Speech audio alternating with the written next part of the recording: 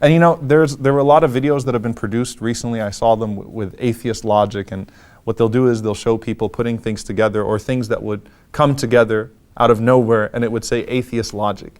And it reminds me of a debate that Imam Abu Hanifa rahimahullah had with a group of people called Ad-Dahriya. Ad-Dahriya, the literal translation of Ad-Dahriya are the timers. In essence, these were people that said, "Ma yuhlikuna illa dahr," that nothing does away with us except for time.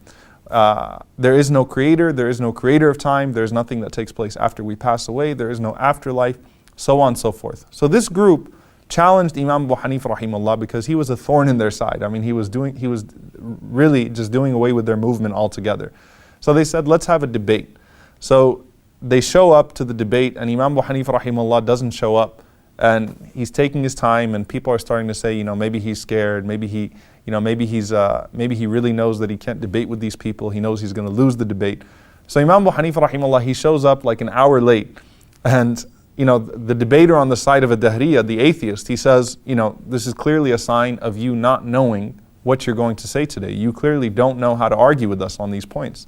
So Imam Abu Hanifa rahimahullah, he said, well, let me explain to you what happened. He said, I had to come across the riverbank. And in order to come across the riverbank, I needed a boat, or I needed a raft. He said, so when I got there, I realized I don't have one. So I sat there and I watched and I waited for nature to create me a raft. So I waited for a few pieces of wood, a few chunks of wood to show up, and then lo and behold, the wind brought them together, and then nails came from the bottom of the surface of the ocean, and they started to nail them together. And he said, by the end of it, and obviously I'm paraphrasing the story, he said, by the end of it, I was able to sail and get across the riverbank and debate you here, but that's why I'm late. So the guy on the other side starts to laugh. He says, you really expect us to believe that?